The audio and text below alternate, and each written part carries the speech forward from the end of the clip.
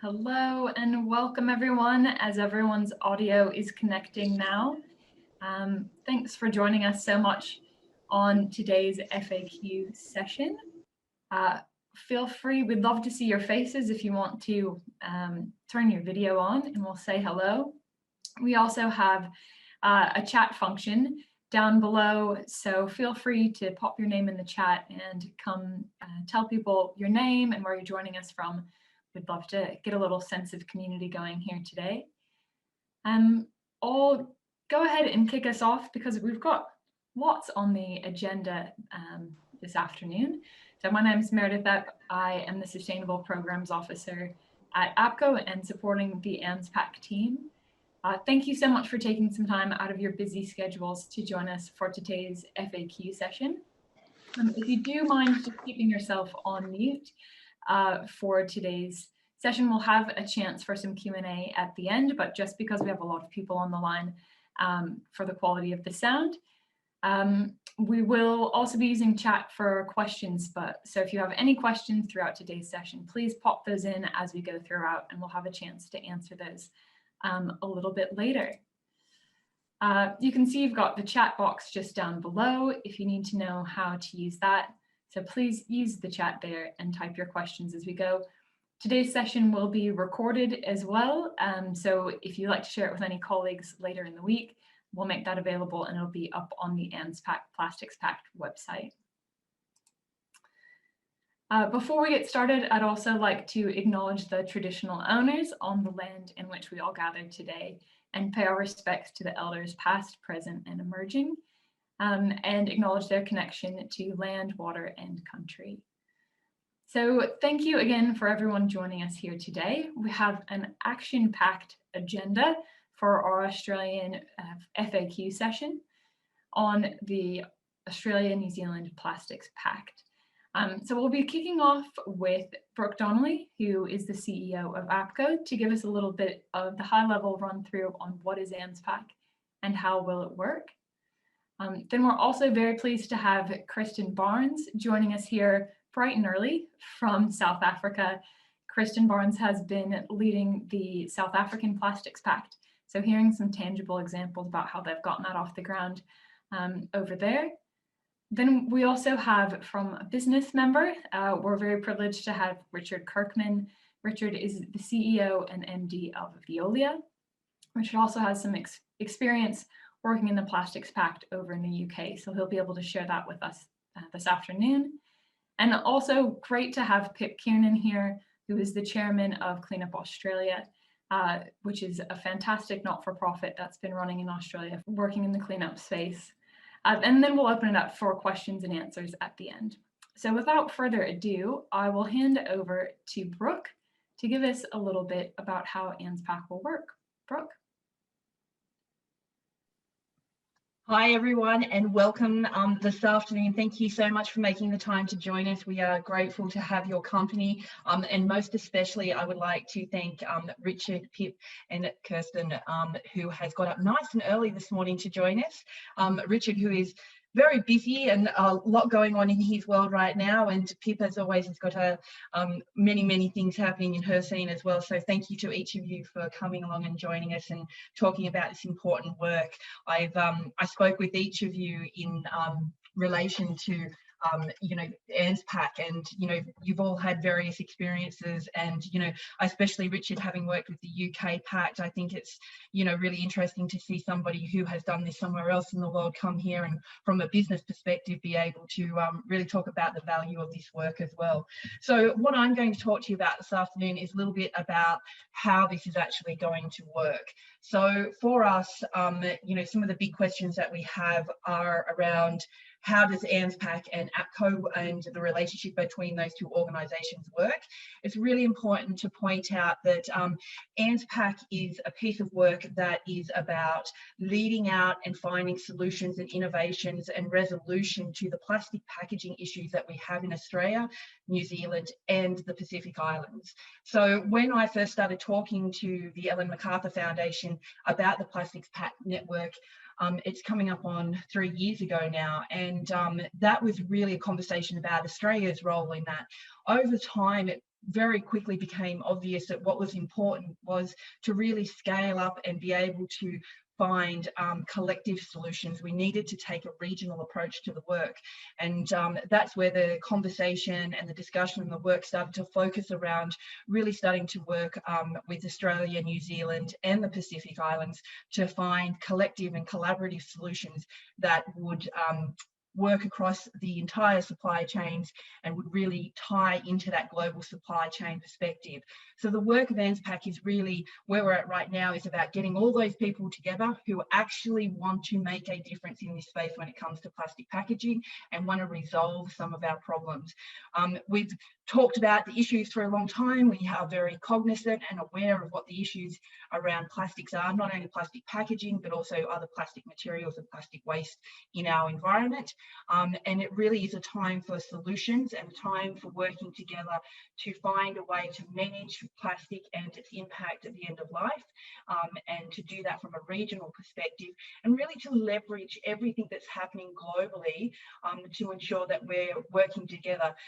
When Kirsten and I work together through the EMF groups in the various platforms that EMF facilitate through the Plastics Pact, one of the great things about that is that real community of practice that is there that actually helps us drive collective solutions, and being able to support each other and share resources and have consistency across our global supply chain is really, really important.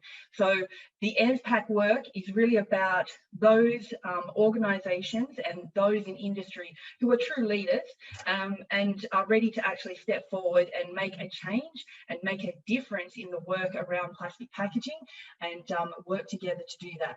APCO is, when we talk about plastic packaging, APCO is about, first of all, it's about all packaging, but it's also about, it's a co-regulatory agency, and it's about reporting on your obligations, your bare minimum regulatory obligations on packaging in Australia.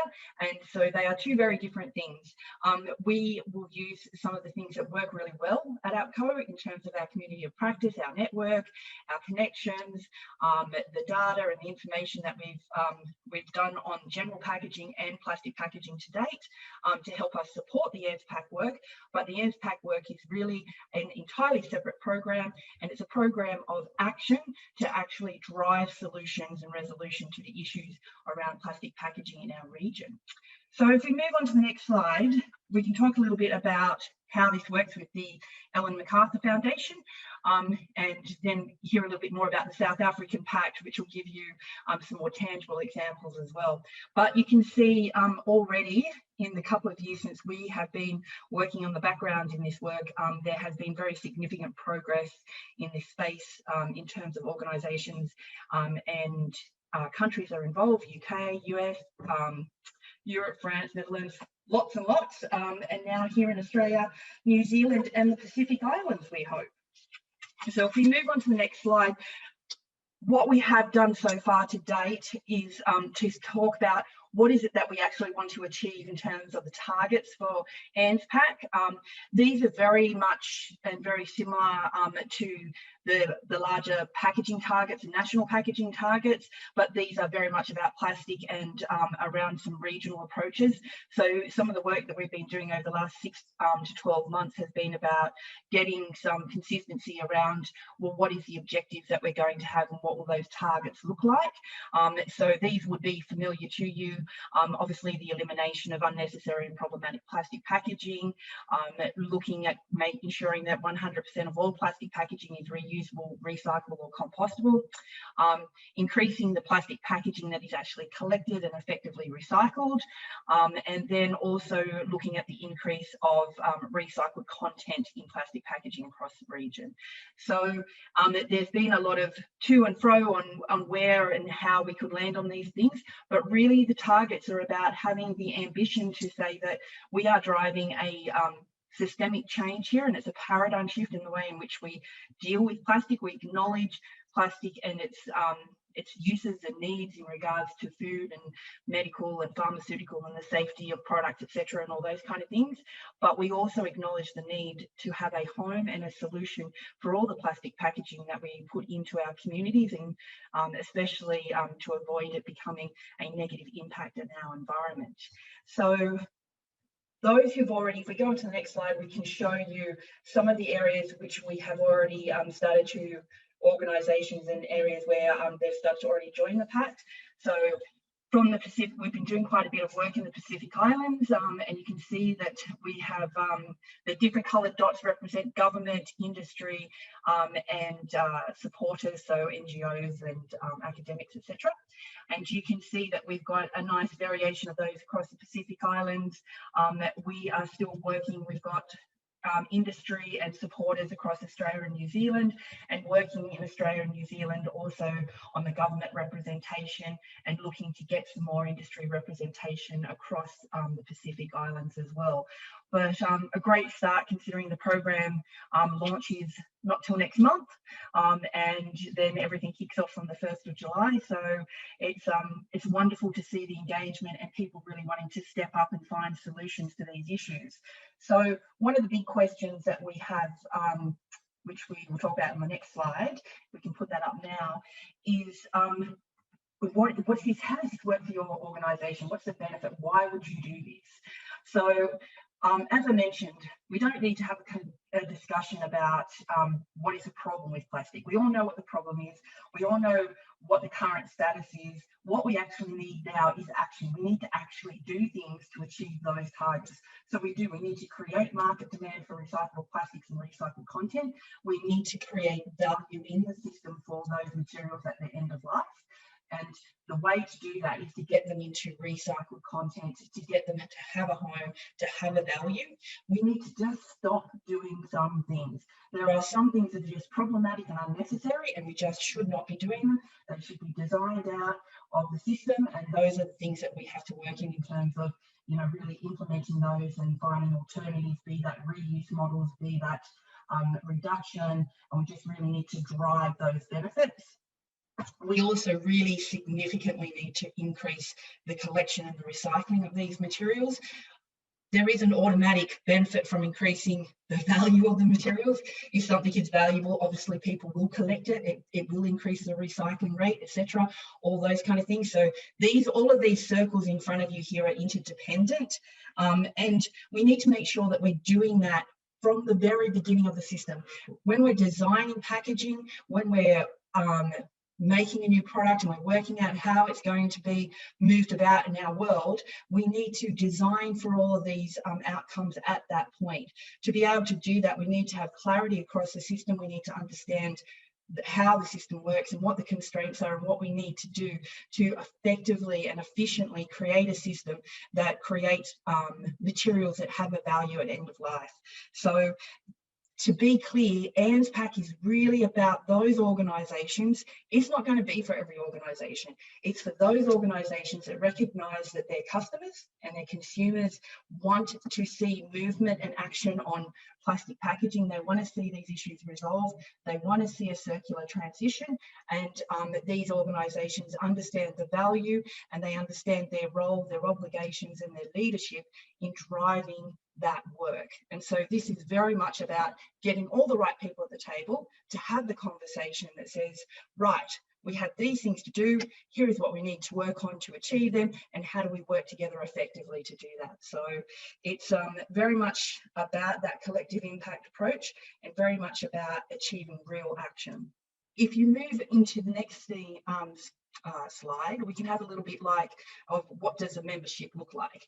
So really, if we go around this quite funky little infographic here, one of the first things we're doing is really looking at a regional roadmap. So there is lots of activity already going on. There's lots of things that are happening. What we've got is a bit of fragmentation in that work and duplication. So there's no point in 10 different organisations or 10 different initiatives doing the same thing and replicating that work. So we're trying to create a roadmap and a collective approach that leverages what others are doing. So it's not about Australia telling New Zealand what to do, or New Zealand telling us, or the Pacific Islands being told what to do, or vice versa. It's about saying, plastics and the issues that we have wash up on all of our shores. They don't stay within our own borders, and we have to be able to look at this as a regional solution, and we have to be able to understand what we're all doing so that we can leverage those activities, we can be efficient and effective in making sure that we accelerate the solutions that we need to find to the plastic issues. And then we really need to bring these together into collaboration that's about working groups and really creating and accelerating impact. Further to that, it's about making sure that what we're doing are really practical projects. We're not here to have an academic conversation or a policy discussion about what some particular government is or is not going to do. We're here to take action, find solutions, create innovation, and collaborate together to find resolution to these issues. We are an incredibly, innovative and creative country who has a fantastic industry and an ability to put wonderful things out into the world, and we can most certainly find ways and effective ways in which to deal with our own waste, and in particular our plastic packaging, and how we can more effectively create a circular solution to that. And that's really what these practical projects are about. So those practical projects, when they're within the context of the Plastics Pact, and I know our South African friends will talk about this a little bit more, you really do benefit from being part of that collective context, and you benefit from that because you access all those global actions, that network, you share that expert knowledge. There's stuff that other people do better than us, and you know what, frankly, there's some things that we do better than others, but between us all, we can reach and help to accelerate and support each other to drive forward. So the last thing that we really need to do is that all of those activities together really unite behind those targets and push them forward. And that's a really important thing in terms of making sure that we achieve those objectives that we're looking at. So one last slide from me is really just around how will we determine these initiatives. Now, it's one thing to say we're going to do projects. It's another thing to actually do them. So we have in APCO ourselves, we lead a very significant, annually we lead a significant amount of projects in our packaging space. We will replicate that capability in ANZPAC and look for those projects to deliver on the targets, ensuring that they're scalable, they're replicable, they're practical, and they are really supporting that change and that paradigm change that we're looking to drive for recycled content and reuse. We've already got 2 funded projects in the ANZPAC program from the Australian government related to sectorial approaches for horticulture and lubricants. Most people look at that and go, oh, okay, well, oil bottles and pot plants. Reality is it's not about oil bottles and pot plants. It's about creating a model for the collection and recovery of difficult to manage packaging formats in a circular model. And so if we can get it right in these 2 things, then we can replicate that out across and scale that up as well. So there's lots of things in here. There's recycled content pledges, there's soft plastics, there's a B2B space, and the product stewardship programs. So I would encourage you all, if this is something that you want to see action happen and movement happen in this space, to come sit at the table, be part of the conversation, help plan out how this is all going to come together, and we will find some solutions to do things better going forward than what we have done in the past. But I think we are well into the next amount of time, so I shall hand on over. Meredith? Great, thank you, Brooke. And if you have any questions for Brooke, please feel free to pop those in the chat box now, and we can address those at the end of the session. But I will invite Kirsten Barnes up to the stage, if you will, the virtual stage. So Kirsten has been the project lead for the South African Plastics Pact and has a few slides to share with us as well. All right, over to you, Kirsten, when you're ready. Thanks very much, Meredith, and thanks, Brooke. It's really exciting to be here at this stage on your journey. And I think that there's such good foundations that you have to build on. So really excited to share some of our journey with you today. So in the South African Plastics Pact, as what you are building right here, is a collaborative approach to create a circular economy for plastics. So if we can go back to the previous slide, please. Yeah, thank you. So we're creating a collaborative approach. And what we found in South Africa is that for the first time, we've seen the convening of resin producers, packaging converters, retailers, brand owners, food services, recyclers, and other key industry players in the plastic space. So those key players that can really make a difference in the landscape. For the first time, we've seen all of those sections of the value chain convening around a common problem. And the problem is that we're not currently valuing the plastics that we use. So the way we extract, design, use, handle, and even dispose of plastics in our current society is not working. And we can clearly see the social, the environmental, and the economic consequences of our actions. And the strength of this collaboration is that what we've seen in South Africa in the past, anyway, we've seen a group of packaging converters convene to make a difference in the value chain. And we've seen the barriers that they face from a single sector trying to affect systemic change. And we have a lot of evidence to show that that really doesn't work. We need every section of the value chain to work together and work towards a common solution, because there's insights and expertise and perspectives that are needed on this journey from every section of the value chain. And in fact, the strength of our collaboration was highlighted to me at our launch event in January of last year, of the strange year of 2020, when one of our producer responsibility organizations on panel at the launch event said something like, "Hallelujah. For the first time, we actually see strong and bold commitments, and particularly from brand owners and retailers in South Africa who haven't effectively grappled with their responsibility for what they place on the market to any great degree." So, and we're already seeing that in the convening around our different targets. So if you can move to the next slide in our targets. So as you will know, the different countries and regions are working together to define targets, and you would have seen the targets that are defined in your region. And so we have very similar targets on the similar type efforts in a circular economy of eliminating, just stopping doing some things that we shouldn't be doing. Looking at the circulation of packaging, reusable, recyclable, compostable. And what I love about our target 3 as 70% input recycling rate in South Africa of plastic packaging is that it means as a pact we're again challenged to work beyond ourselves, that we need to effectively engage with other key players in the landscape to achieve that target, and then a 30% average recycled content across plastic packaging. And what also is what we find is unique in our context is these very specific time-bound targets, which the whole sector has, the whole value chain has signed up to. And this is very clear. It shows a very clear intention.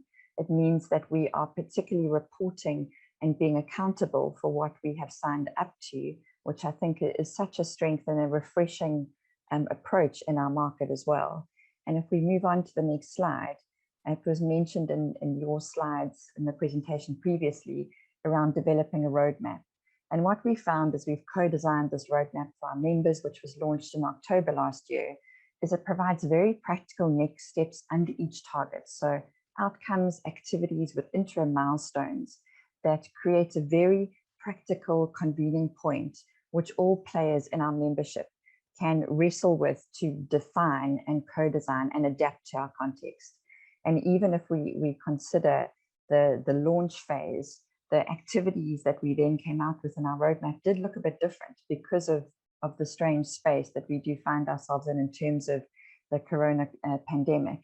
And what we found is the need to highlight the demand side in our market to an even greater degree, seeing that our supply, we did have sufficient supply, but we pivoted to have a greater focus on the demand for recycled content in our market.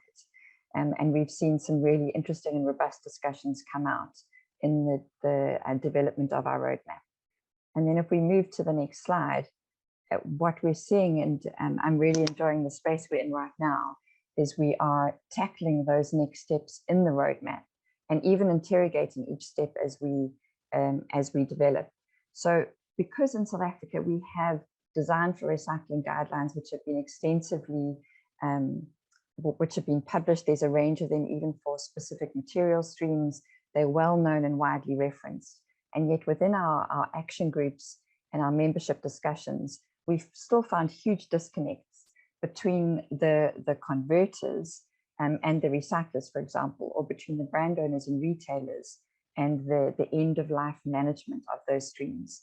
So we precipitated earlier than it was originally envisaged as a series of design for recycling workshops, where some of those misperceptions were broken down, where the innovative, exciting solution of a converter was challenged by the brand owner with recent experience in that packaging a specific type, or the recycler who said those formats never reach my door. So we found really interesting breaking down of perceptions and open sharing of information, which is very rare within a single organization context. So you might have packaging specialists, you might phone a local industry body, but we found the strength of the cross-sector value chain, which in our context also includes our informal sector. We've been able to be very clear where we saw a beverage bottle move from white to blue, and our informal sector colleagues said in the meetings, we don't pick those bottles, we don't collect them because they have such low value. A blue color means the value of the recyclate in the end market is much lower than the white bottle. So we've, just in a nutshell, we've seen some really interesting, robust discussions and responses from our members in order to change those packaging types. So if you move on to the next slide. So another exciting project which we co-designed with our steering committee was a reuse innovation challenge. So what we've identified in our context is that although we see in a circular economy that reuse loops are a very high value loop, they retain your packaging material at its highest material value and therefore are a very important component of a circular economy, is we don't see large scale uptake of such solutions in our market. So we identified this as a point with our steering committee as a particular area which required work. The steering committee co-designed this reuse innovation challenge and the brief, which we then sent out to the market. I think we had over 60 applicants to the challenge, and we ran a pitch event for the top 6 on the 4th of March of this year. And you'll see our top 2 represented here. And across the top 3 winners, we had 500,000 Rand of prize money. And what we found since then, I mean, that was only 4th of March, is that we've already seen one project launch with the second placed winner, the Sonke Retail, which you see in the bottom corner, and that's a Zulu word for all of us. So Sonke Retail have launched their first reuse station in one of our major retailers.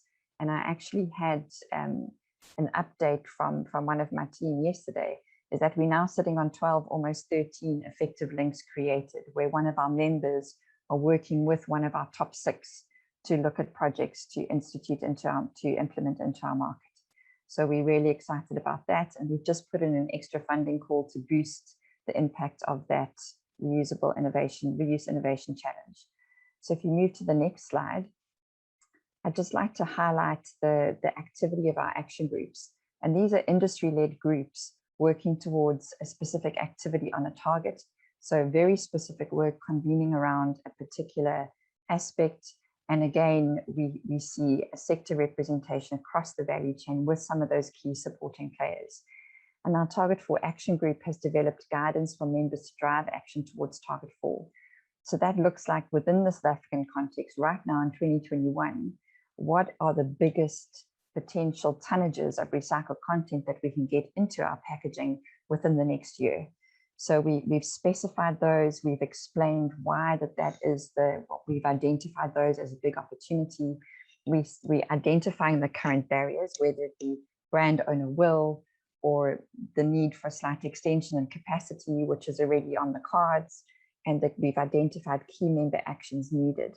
And this is just a picture of some of the guidance that we're developing with and for members to move and drive action towards our targets. So very specific to our context and harnessing the strength of our collaboration. We need every brain basically in our membership, every section of the value chain to add their insights and perspectives. So I think I've reached the end of the presentation. It's just my contact details, I think, on the next slide. Always happy to engage further and share other examples if anyone would be interested. And thank you so much. It's really exciting to be part of your journey towards launch. Great. Thank you so much for joining us, Kirsten. Really appreciate it, or especially early in the morning. If you do have any questions, please feel free to pop that into the chat, and she's going to hang around the question and answer at the end of the session. But also now we'll move over to Richard. So welcome, Richard Karkman, the CEO and Managing Director of Veolia Australia and New Zealand. I'm just going to ask Richard a few questions. We'll do a little bit of an interview style here, but no doubt more questions will come from the audience. So feel free to put those in the chat. So Richard, thank you for joining us this afternoon. I guess our first question would be around, we know that you've had some experience with the UK Plastics Pact. Could you tell us a little bit about your experience getting that up and running, and what were some of the business benefits that you saw through that experience? Sure. I mean, I think at that time, it's a few years back now, it started, the public pressure was escalating in terms of, having to deal with the plastics problem. There were documentaries going out from the BBC, there were pressure groups campaigning in the streets, and there was, a real lot of attention in the media. It was a daily story about plastics going into the ocean, about littering, about the problem that was perceived mainly around plastics. I think, our reflection on that was that it was more about packaging and about littering, but it was all focused on plastic. So we felt we wanted to join this group to see how that could try to solve the problem. And there was a large number of different types of organisation that joined. It wasn't just manufacturers and retailers and producers. It was also local authorities, regulators, pressure groups. We really had a wide range of members, and I think that was partly the secret of its success, because whilst that evolution around packaging sentiment was happening, plastics being the focus of it and really being blamed for it, individuals in this economic cycle were receiving, were becoming the villains, I suppose. The manufacturers or the retailers or the consumers. And I think there was a very quick realization that it was everybody had to do something different. And Kirsten put it really well when she explained that, the work groups really exposed that it works for someone and it doesn't work for someone else. I think that happened at an even wider scale than just the technical, because you would have local authorities explaining, well, I can't accept those things to go into the recycling bin because we're not going to be able to communicate that to residents, and that's going to cost us more. And everybody really did start to understand that they all played a role in changing what they had to do. And before that, it was all about each part of the supply chain pointing to the other part and saying, yeah, you need to change what you're doing, and then this is all solved. And often in the waste and recycling centre, we're pointed out and saying, yeah, why don't you just start recycling this stuff? You're being really difficult. Well, that's our entire business model. That's exactly what we want to do. So it was all very exciting and really challenging and difficult. And, truth in the room was probably where we managed to get to. And the initial nervousness of people to join with these really harsh commitments did pay off, because I think organisations began to see that they're actually getting ahead of the game. The public pressure is only going to go in one direction. Whether things are really recycled or not is going to be found out at some point. And organisations were going through this learning loop of understanding what other people did. We had manufacturers coming to our sites and looking at recycling centres, and they'd never been to one before. They didn't understand that you have a screen at most of these facilities where little pieces of plastic or any other type of packaging will fall through. So making little tiny things recyclable doesn't necessarily help in that context. So we need to look for other solutions. So yeah, it was a great journey from that respect. Great. And Richard, so how do you see ANZPAC helping to accelerate a circular economy for plastics? I mean, here in the region, in Australia, New Zealand, and the Pacific? Yeah, so I think, first of all, my view and Veolia's view is that plastics is an incredibly essential type of packaging for the environment. Again, this is often missed, and this whole story often turns into plastic as the villain, and we need to stop using it. But I think hopefully we have jumped to what is becoming more of a consensus that all types of packaging need to be used in the right context, and then we need to make sure that they don't get released to the environment at the end of their life, and that they get recycled back into something useful. And that goes for all types of packaging, including biodegradable packaging, which is often not biodegradable, paper, metals, glass, and all the rest. And then it's just how we can decide what makes sense for each format and type of material is a really difficult task to undertake, but something which the Plastics Pact can do. You know, picking off the big prizes first. I think, you know, not becoming obsessed about, you know, I always refrain from examples because I'll be jumped on, but, you know, straws always becomes a very emotive topic, but straws is not going to change the world if we can make all the plastic trays used for containing food recyclable. You know, that would really change the world. But straws often become the emotive topic because you can see them, and, you know, you can do some beach analysis and they'll be there. And I don't at all mean that they should be on the beach. Don't take my words wrong. I'm saying that what the ANZPAC can do is address the really big issues, which will have really big environmental wins for everybody. And we can address all the smaller items at the same time. Great. All right, Richard, my last question for you is just around, why do you think ANZPAC is of value to your organisation at Veolia? Well, for my organisation, you know, we don't make anything. We don't produce products and sell things in a sort of consumer way. Our whole job is to work on water, waste, and energy, and to try and clean up after society. Or put another way, to allow society to continue doing what it does, and for people to live and have material flows through their house, but to manage the environmental impact of that. Because I really think it would be difficult to stop consumerism and to stop people consuming things. Now, that doesn't mean we don't prevent waste. It doesn't mean we don't use reusable items. It doesn't mean we don't turn products into services and have all those great innovations. It just means at the end of all that, you will still have flows of material go into people's homes, and then you have to do something with it in a secondary way. So we're really interested about how we can do that in the best way possible, how the right amount can be composted, the right amount can be recycled back into a material. And I think it's really important, if it goes back into a material, it can go back into material again and several times rather than just the once. And then there will be some materials, I think, where it's optimal for the environment to get it back as energy. And it's all about getting that right and making sure that works at all parts through the supply chain. And we can only do that as an organisation if we're interfacing directly with all those parts of the supply chain, sitting down with them and coming to sensible solutions. So I'm really excited about this organisation going forward. Great. Thank you, Richard, so much for those incredible insights. I think that's really useful for everybody here on the line. Please, if anyone has additional questions for Richard, which I'm sure you will, pop those in the chat. We're going to pop over now to Pip. So thank you, Richard. And we just have a few questions for Pip.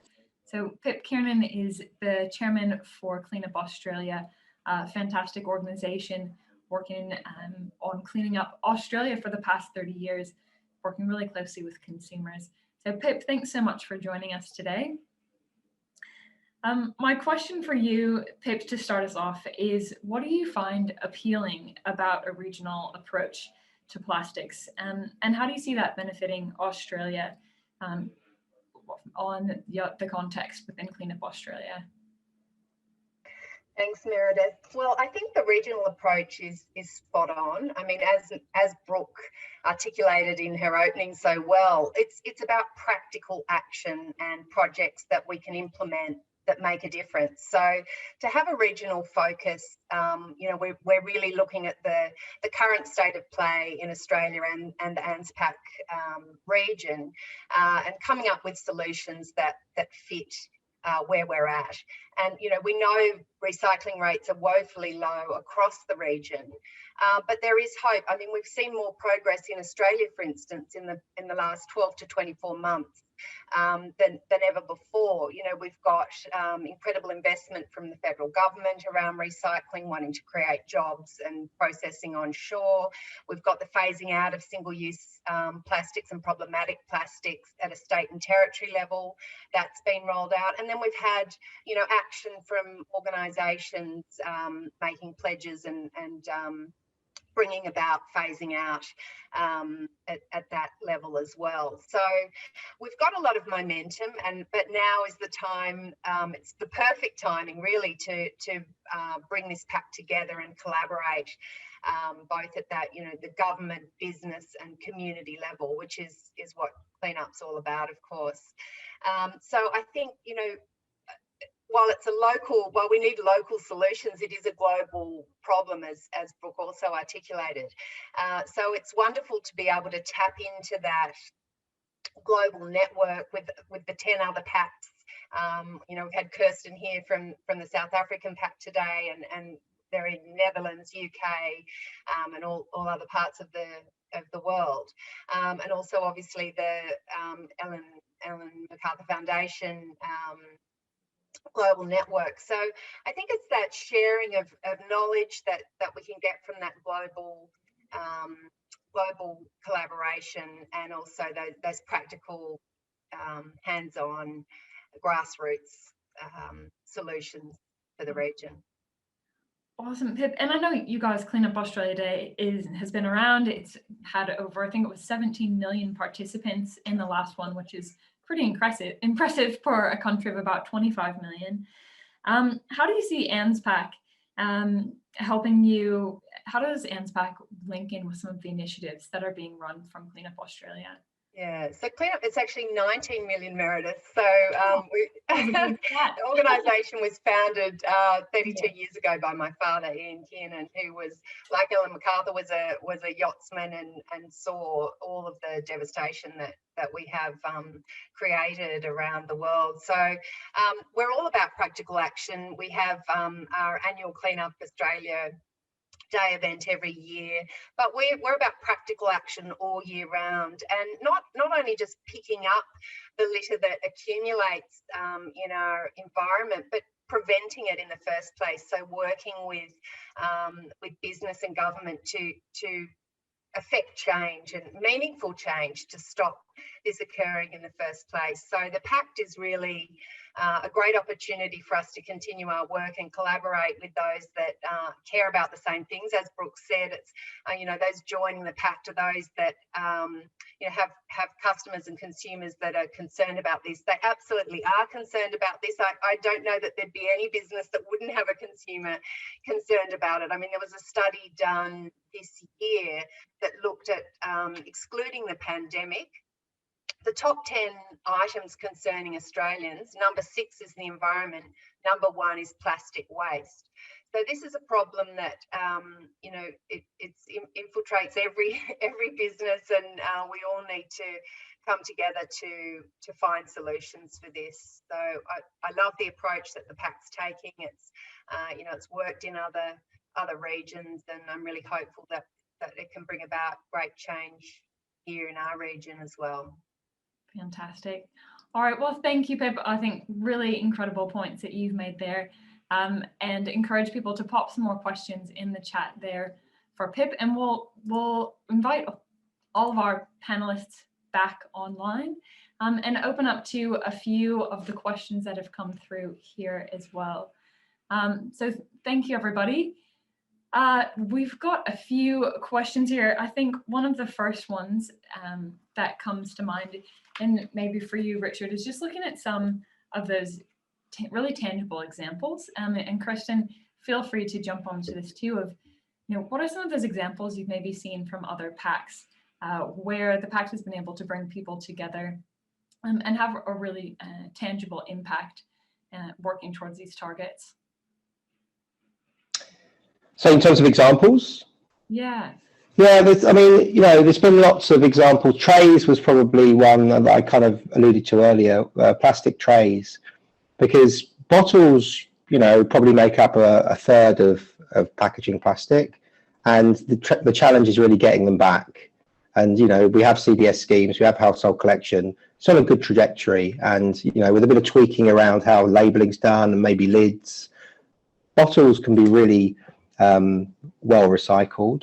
Then you've got about a third of material which is film, and a third of material which is pots, tubs and trays.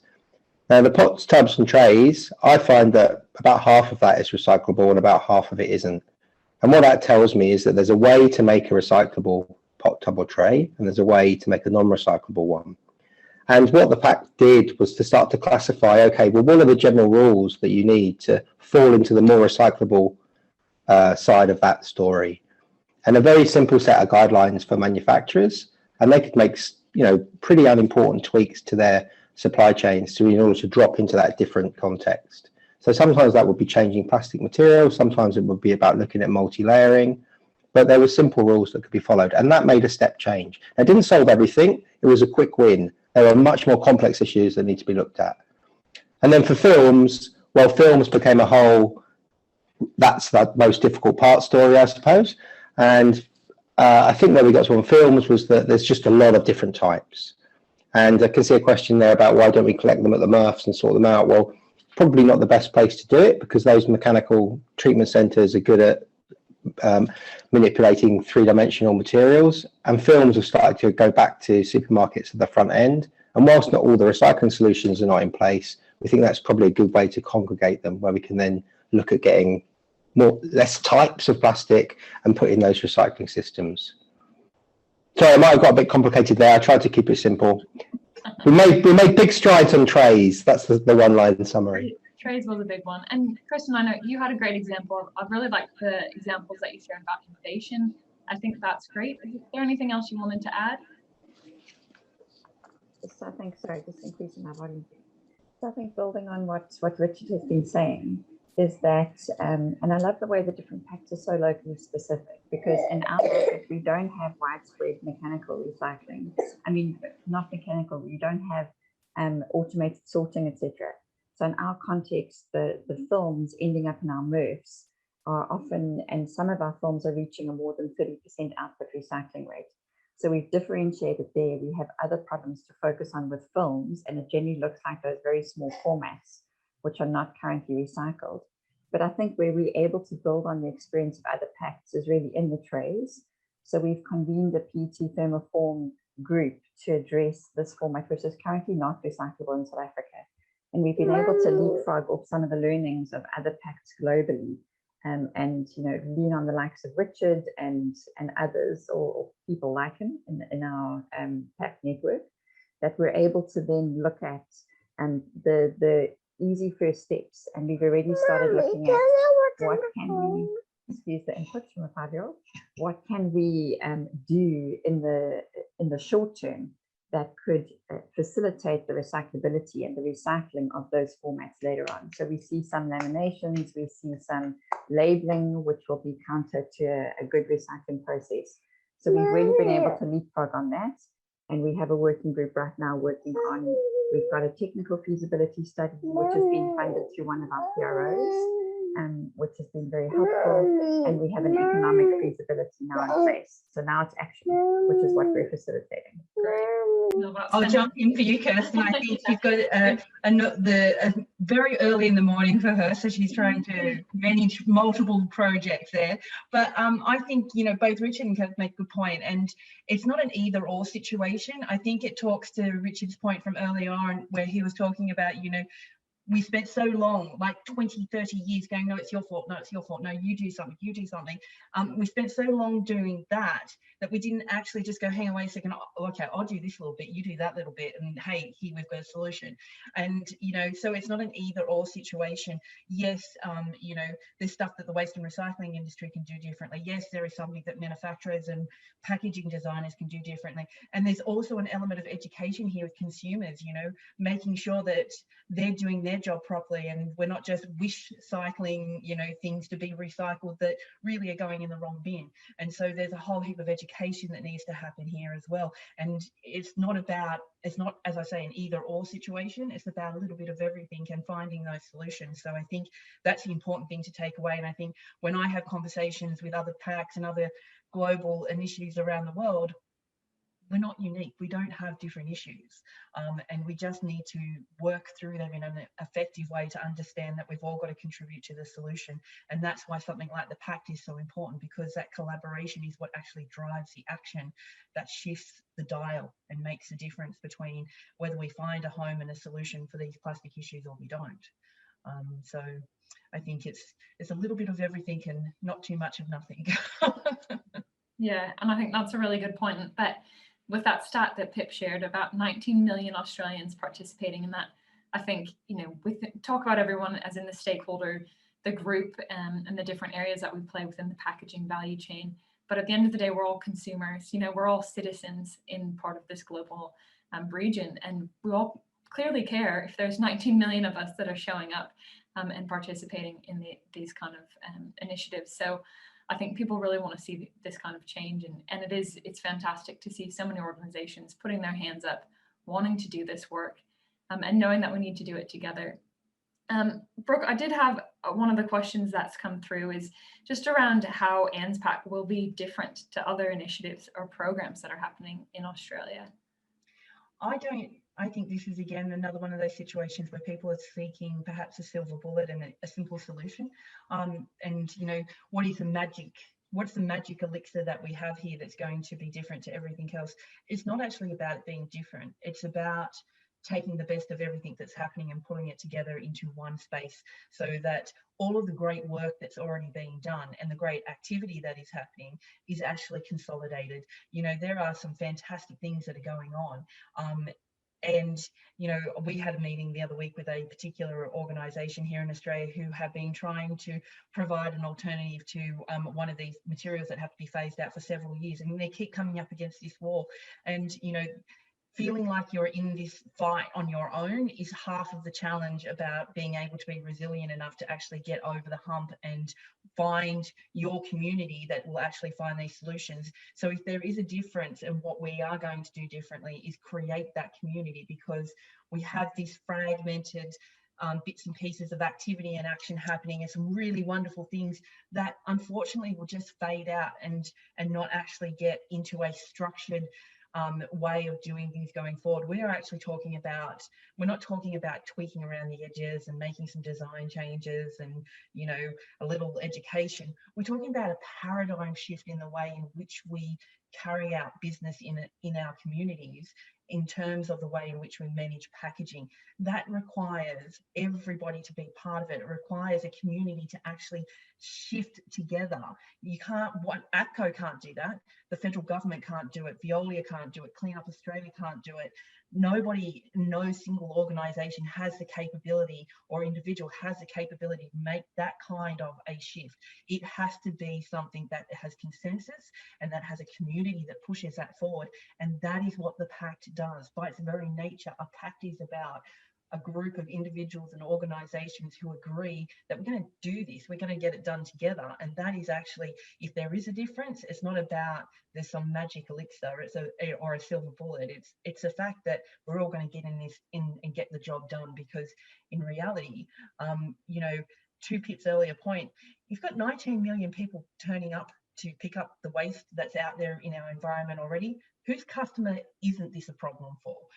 Whose consumer, which business is there on this call, on this line right now, who does not have a customer or a consumer who has got a problem with that? We should all have a problem with that. These are our communities, these are our homes, this is where our children will grow, where they'll have their children, and we should want to protect that. We should want it to be the best it can be, and that's what this is about. It's about creating that momentum and bringing together those activities to scale up the activity, to make it economically viable. Nobody's talking about doing this just because it's a nice thing to do.